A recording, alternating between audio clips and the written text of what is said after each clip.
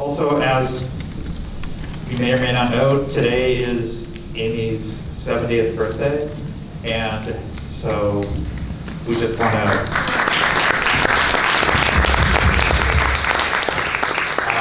there will be a champagne celebration after the show out there after the Q&A with David Lebrun. So after the films, well, when I finish, David will introduce the show, then we'll have the program, and David will be available for discussion, and then to the champagne. So I just want to talk a bit briefly about Amy and what's meant for me. I know obviously all of you had very different experiences with her, and I've known her longer or shorter or not at all. But a couple of anecdotes. So I first met Amy in 1995. I was a grad student at USC in film school, and oddly enough, I came out of there interested in experimental film and documentary. But the year before, I'd taken David James's avant-garde film class, which is the thing that sort of changed my life and got me into this. So a year after that, I was just going around, and there was a sign on saying, Paul Sherritt screening today in Norris Theater at whatever time. And Paul Sherritt is a renowned canonical experimental filmmaker. Actually did a show at Pasadena Film Forum in the late 70s. But the funny thing was that Amy at that time was teaching in the screenwriting program at USC. And to understand how odd that is, it's like USC, they're teaching Hollywood screenwriting.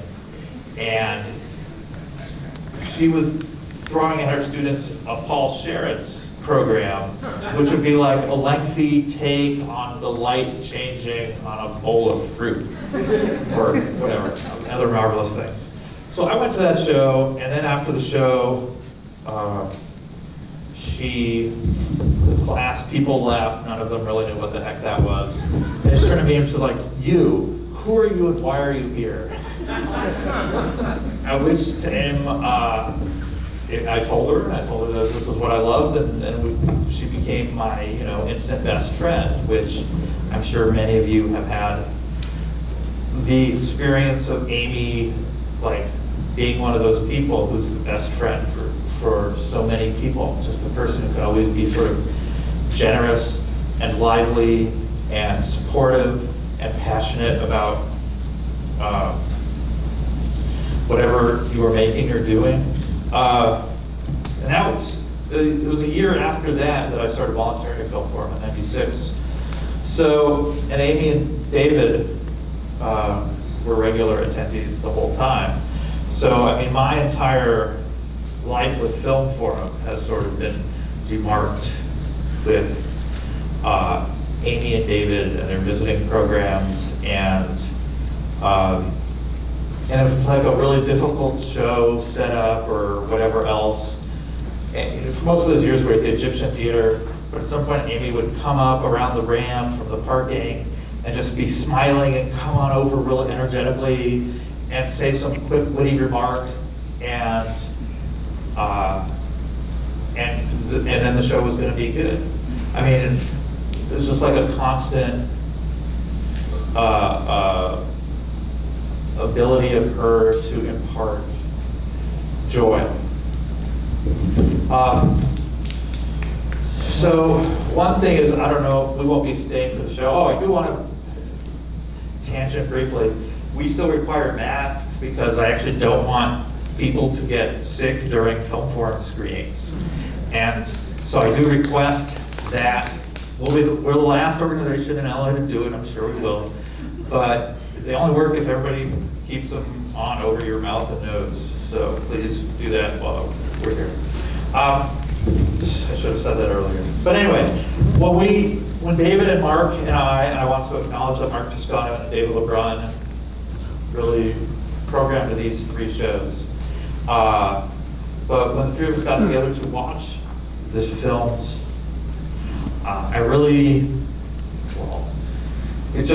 they brought me to tears very quickly, and it's because those films to me, are so clearly convey the experience of seeing the world through Amy's eyes.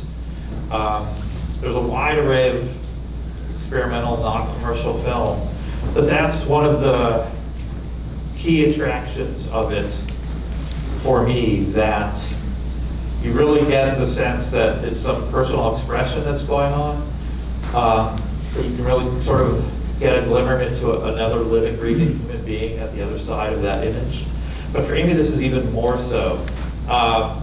Just the way she looked at light and shadow, the way she cared about small things and textures and small movements of her fellow human beings. Just places to see beauty in the world, but also humor in things that are just sort of everyday occurrences, and just the ability to see things that, you know, are everyday, but she turns them into not everyday. That you understand a bit of the world a bit more. And I hope over the course of these programs, I think for many of you knew her more intimately as well. I think that experience will be obvious for all of you as well. That, I don't know, she was sort of the energy of what is possibility in this whole realm of like personal filmmaking and art making, and just conveying a love and passion for the world in a really just generous, humorous, intelligent, passionate manner. And it's really hard to imagine being at shows going forward where she might not be present in person. But we will do what we can. So to hopefully convey some of that energy and spirit going forward as well. So I just thank you all for coming, and once again wish Amy a happy birthday and wish she were here. And please join me in welcoming her husband and partner in life, David Lebrun.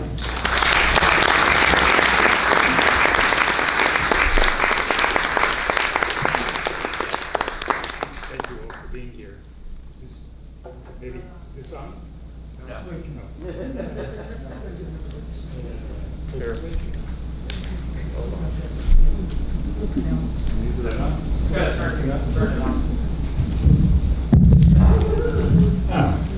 Thank you all again. And by the way, I want to mention that the champagne celebration afterwards is courtesy of Amy's family. Several of the members of her family are here tonight. 4 or 5 or 6, I think. Amy made over 40 films, almost all of them in 16 millimeter. I want to talk a bit about the 16 millimeter medium, how important it was to Amy's work, and how its role changed over time. For those who've attended Filmforum screenings for a long time, or who are part of the Echo Park Film Center, much of this will be a familiar story, but I think for others it will provide a useful context. Excuse me.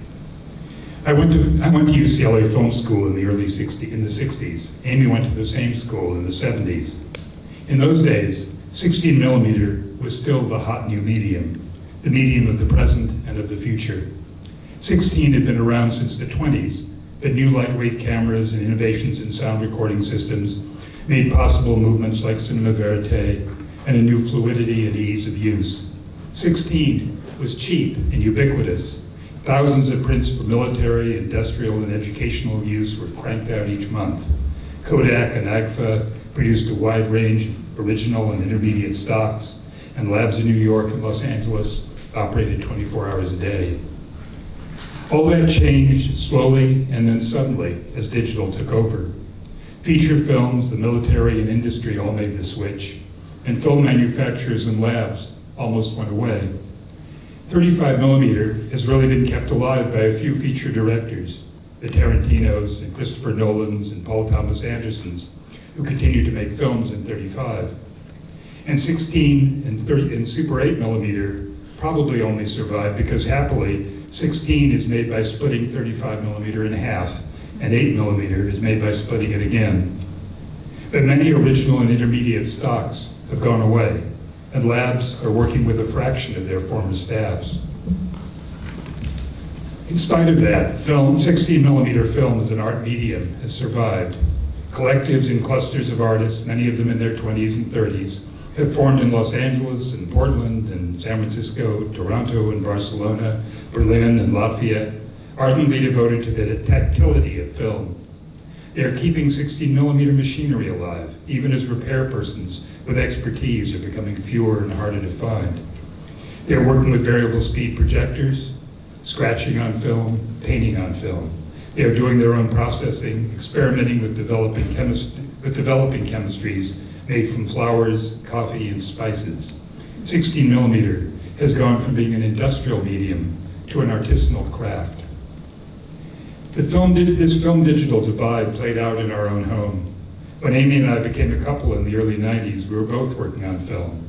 Over the next 2 decades, I moved entirely to digital, which enabled me to do with ease things I'd struggled for decades to do in analog. Amy stuck to 16 millimeter for a variety of reasons. She loved film grain, and the different graininess of different stocks was part of her aesthetic. She loved the chemical feel of film and film color. She loved the pulse of the shutter and the mechanical nature of projection. So my digital studio downstairs was filled with computers and servers, and her analog studio upstairs with a Steenbeck flatbed, a bench with rewinds, and her 16 millimeter cameras and lighting instruments. She worked there in a fair degree of isolation, her films not widely seen, which was a source of pain for her. Then, starting about 2015, she was gradually discovered by all those groups of 16 millimeter artisans in Los Angeles, San Francisco, Portland, Barcelona, and beyond, and she was embraced by those communities as an elder of their tribe.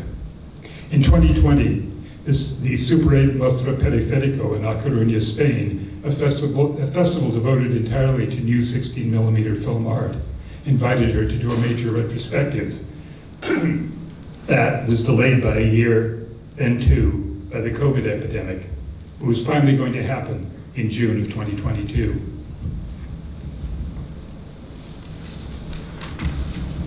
Over the first months of 2022, Amy worked hard to get 12 new 16 millimeter films completed in time for the festival.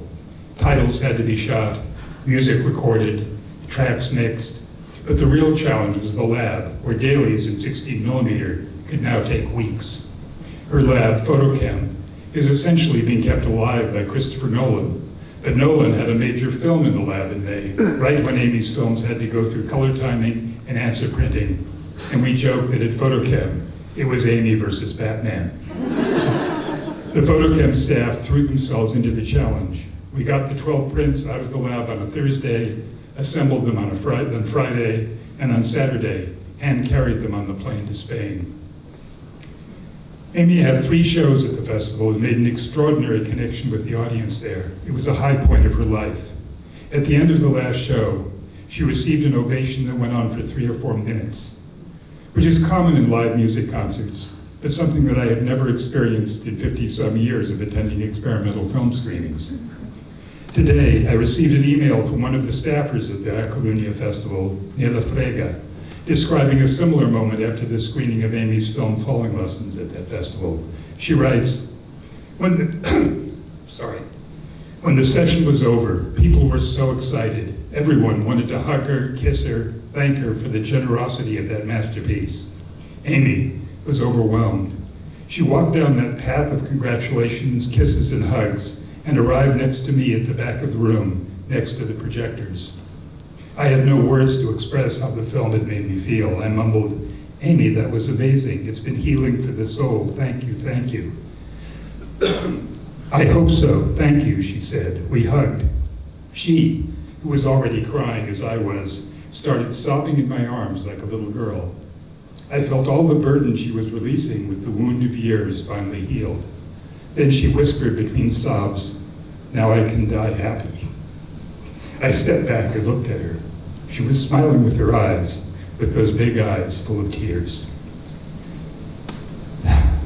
A few weeks later, Amy was diagnosed with a severe leukemia, and a few weeks after that, she was gone.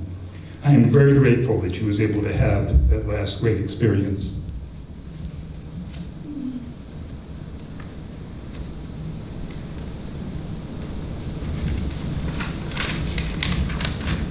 So, enjoy these films, shown in 16 millimeter as she would have wanted them to be seen. We begin with an invocation, then several of her earliest films from the 1970s, made mostly in New York as Amy was discovering her cinematic language. The rest of the program consists of films made between 2010 and 2022, including several of those final films. The last film on the program, Birds in the Window, is in digital. It's a film we made together during the pandemic lockdown.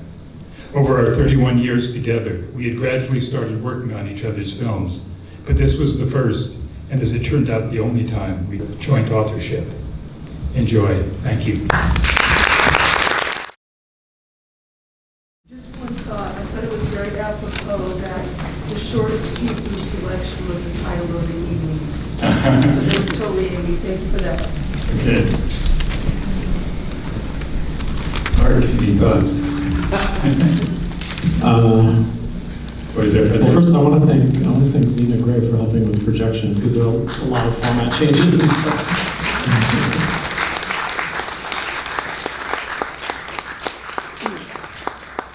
Yeah, Amy was so devoted to 16. I'm so glad you read that text you wrote at the beginning. And that was something I always feel like I knew about her. And yeah, it was really a pleasure to be able to show so many of these in 16. There were a few that we had to show digitally because they're still in the process of being located, actually, and restored. Yeah, there's some we have not found the original elements. We've only found the digital transfer. There's 2 or 3, Cuticle Torture and Plausible Light Source. Yeah. And you know, having read the thing about 16, there are a number of films in here that really are about, you know, the nature of the 16 millimeter medium and the sort of byproducts of the 16 millimeter medium, like nude leaders, which is all the leaders that were involved in as the byproducts of the making of the film. And By Halves, which is,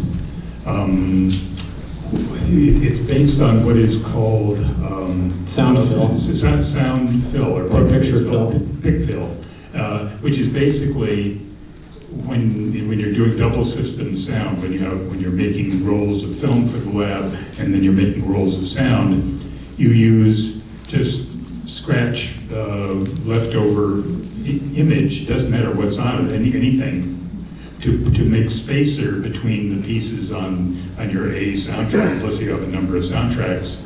You have a soundtrack and then it has a space before the next thing comes in on that track. You don't care what the image is, you just need something with sprockets on it to fill out the space. And so the industry would sell leftover prints that they would usually put a scratch down the middle of, like a 35 millimeter print for 35 pic fill. For 16 pic fill, they would slice the 35 prints in half. And Amy got a roll of pic fill and put it on her flatbed to use for sound, and then looked at it and thought the image looked interesting, so she put it on the picture head, which we never would do. And it was Richard Pryor live in concert, but only one half of it was like the left half, or the right half, I'm not quite sure.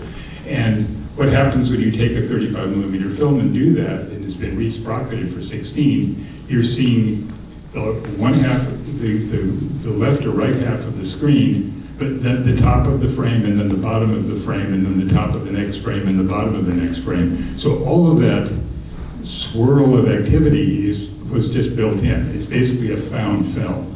And out of the feature film, she cut the parts that really worked, and just, that was the movie. So that's another one where, there's a third one, I think, in there where the... Well, there's also Fire Belly. Yeah, Fire Belly, which is based on the material. fact that when you're filming, you sometimes, you lose the loop, and you develop your film and you find that the whole thing is being, you know, pulled down, and the image is being streaked because you've lost the loop inside the camera. And but that phenomenon happened to do this extraordinary thing with these pictures of fire belly dudes. So, yeah. I mean, it's the work of somebody who truly loved the medium, including all the supposed mistakes that you're not supposed to see. Exactly, yeah. And the very first, after Invocation, the first film on their roll one for Nancy was something where, actually that was shot in 8mm and then blown up to 16. But it was just, you know, a one roll shot in the camera, and the film ends, the very end of the film is just the punches that come when you get to the end of a roll. So that's another byproduct of the nature of the medium. Other thoughts? Anybody out there? Come on, there must be a question somewhere. Oh, here, yes. Yeah, did Amy talk conceptually about the phenomena of accidental content? Accidents. Yeah. Well, I think the things we were talking, all the things we were just talking about are accidents. Can you think of anything else to respond to that with? Well, she was endlessly changing her mind about things too, you know, and because I'm the archivist that's supposed to take care of these films, and like the 10 years of conversations I had with her about trying to work on her films, and she'd bring me something, I need that back, and like, man, we actually never figured it out. And I know you in the background were being like, Amy, get Mark your films so you can work on them, but they were just so alive and so kind of, I mean, she would go back and change the title cards on things, or yes, she would embrace accidents for sure. And also reusing the elements. I mean, the film called Injury on a Theme, a great deal of that we shot for Falling Lessons, which is going to be shown on the 16th. And the material we shot at that time, and then things that weren't used in that film were reused in other later films. There's a couple of films that we'll be showing next time. There's one called Ma Sewing, which is a shot that she took of her mother 30 years earlier, when she finally decided to, you know, take that material and edit it and make it into a film 35 years later. So she's, you know, always finding things in the bin. Well, an Injury on a Theme is, because it's made up of a lot of this unused material, it's on a lot of different film stocks, and so you kind of see the evidence of that. Some stuff is faded, some of it's not, some of it's color corrected, kind of weird, because it's work print material that hasn't been color corrected, but she seemed to really embrace that and to like a shot, like on its own terms. Yeah. And I really love that. Yeah. So on the topic of repeated footage, for nude meters, was that like, because there are some images in there rather than just meters, was that like stuff she had laying around? I think it was stuff that was like, you know, at the end of a roll, just before a rollout, and then including the rollout. I'm not quite sure what the exact qualification was, but it was the discarded pieces from the making of that film. Yeah. Anything else? David, did you notice that the print I put in the reel of Invocation did not have the titles on it? Yeah, and so that was the thing that went back and forth. That was a deliberate choice. I did that on purpose. Yes, I know. She sometimes liked to specify the film should just be a discrete object in the dark without any titles, and she did go back and forth about I always pushed her to title things, because I found that a program of shorts where, especially when she was using black in the middle of the film, then it could get to be really confusing where one film ended and the next began, and it's always hard to be, on a program of 14 or 15 films, remember which one something was a part of if you don't have titles. Yeah. Back there. I really loved all of the non-human beings in the film. Yeah. Can you speak about Amy's relationship with animals? She had a wide and constant relationship with animals. She had a tortoise. She had various snakes. She always had newts of various kinds in various tanks. She had fish. At one point, she had a rabbit for a long time. That was her sort of Her shredder. Well, shredder for sure. You constantly wrecked her studio, but also her muse, I think. Rabbit was her muse. Yeah, and then just constant relationship with animals. And I mean, you saw her with the bird in her hand. Yes. Was Amy ever interested in narrative film? Yeah, she had a struggling relationship. If you see Falling Lessons next week, there are narrative things that poke through, like, it's a very structuralist film, and narrative keeps trying to barge its way in, and then she pushes it out again, or says that isn't even true. Basically, this drama starts to happen, and she says, no, that's not even happening. Basically, and goes back to the structure, and she kept trying to get rid of the narrative, but narrative kept intruding. Yeah. We once had a screening in Syria, in Damascus, and it was at the American Embassy Cultural Center in Damascus. And at the end, there weren't experimental filmmakers, but there was a bunch of poets, and they sort of took us joyously down the streets of Damascus afterwards. We went out and bought flowers and put them in Amy's hand, and comrades in the fight against the narrative.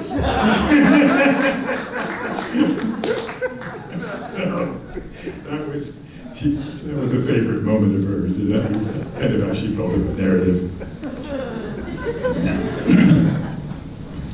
And, yes?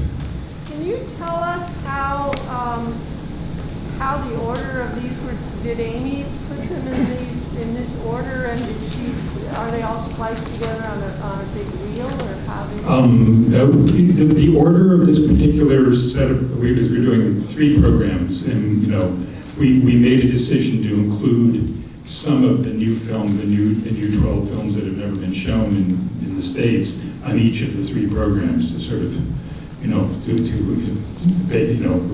among other things, to give each of the institutions that's showing some of those premieres, and to entice people who have maybe seen some of our films before to all of the programs, so they would see new films at each program. Then the order within that, I think Mark was kind of more, he's so much more used to doing sequencing of things than I am. I think the 2 of us and Adam kind of worked out what went on the programs, and I think Mark had more to do with the exact ordering, I think. So maybe you can speak to that. Well, I had this idea because you could almost categorize Amy's work in some ways, like certain passions and interests and fascinations and obsessions she had and tendencies. But it seemed a lot more fun, just thinking about her personality, that each one of these programs would be all of those things at once. And that anyone coming to see any one program would get a quite vivid sense of her interests, her personality, the types of filmmaking that she did. So yeah, that was at least my thought about it. Because we sort of went back and forth a bit after watching all the films again, and then at your place we sort of fine-tuned it. I remember. It was hard but it also felt kind of like, it's going to be beautiful no matter what. There was a way in which they kind of all organically interconnect, and it was more about, I think, trying to create a nice flow, which hopefully it had. And then not worrying about format changes. I don't like to program around trying to make more convenient format changes, because that seems like an artificial intrusion on the curatorial muse, I guess. So and I remember originally I thought, let's end with Verge, which is because it's such a phenomenally beautiful, moving film. But then you said, no, we have to end with Birds in the Window. And I was like, oh my God, you're right. And that was just a beautiful ending. And beginning with Invocation, and that's one that is always generally used as at the beginning of a program. It's called Invocation, and it's a good way to conjure things to a beginning. So beyond that, there's probably some arbitrariness to the sequence, but this was just for the set of programs that were in New York. San Francisco showed 2 of them. They didn't show this program, and then these are showing here. And then, but all the films individually are going to be available at Canyon Cinema and then Lycom in Paris, so that people can program them, construct whatever configuration they want. There was, for example, she completed a body of work in 2012, which she called Assorted Morsels, and that was a group of about 12 films, of which you saw several tonight. By Halves was in that, Palm Down, and Adriana Theme. So she really made that as a suite. And then the last group of 15 or so that she showed in Coruña was kind of conceived as a suite. But we decided to mix it up. And that other, I think in Milwaukee they just programmed the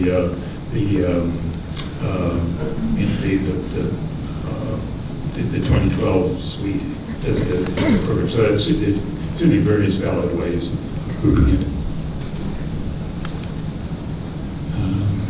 Anything else?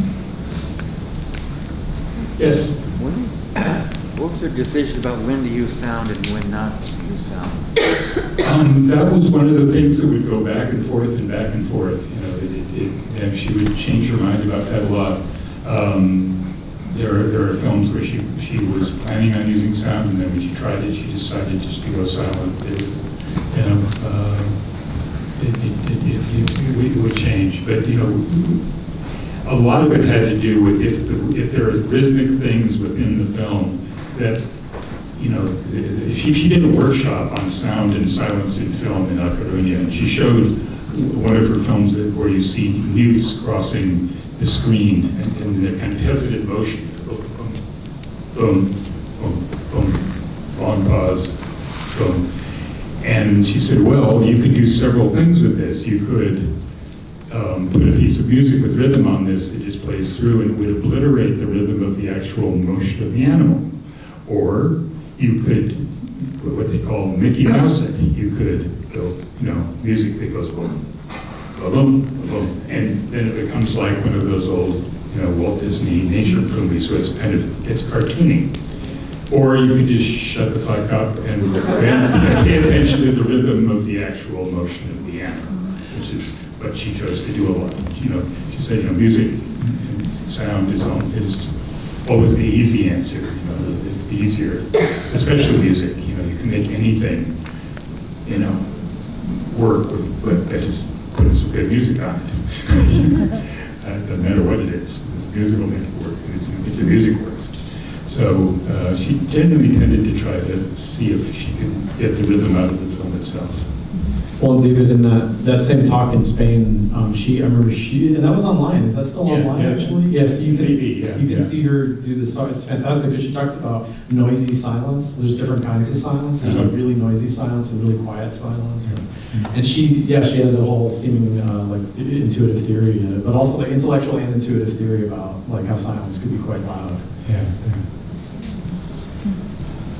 Anybody else? Yeah. Amy told me after the screening in La Coruña that was in a presentation of a number of different filmmakers, and she told me over the phone that at one of the other filmmakers' screenings, a critic of these films had raised a thought, which was that I've seen your films somewhere before. Well, this was there was another filmmaker who came, a well-known Canadian filmmaker who was doing they had several programs of his work, and they showed the first program, and then Amy kept on Sound and Silence, and then he had a second program of films, and he showed several of his early works, and they were silent, and the critic raised his hand and said, I think I've seen those films a long time ago, they seem different. And he said, yeah, they used to have sound on them, but I went to Amy's workshop yesterday and I decided, I'm just going to show those silent now. So she really got to people. Yeah. Who was that? Alexander Lebrun, I think. Oh, yeah. Yeah. Okay, I think we should all, we got one more. One quick question about sound. Yeah. Why did Amy chose to distort and manipulate the sound rather of the last film, the first film? You chose to manipulate the sound, so the quality of the sound of your reading is not high quality.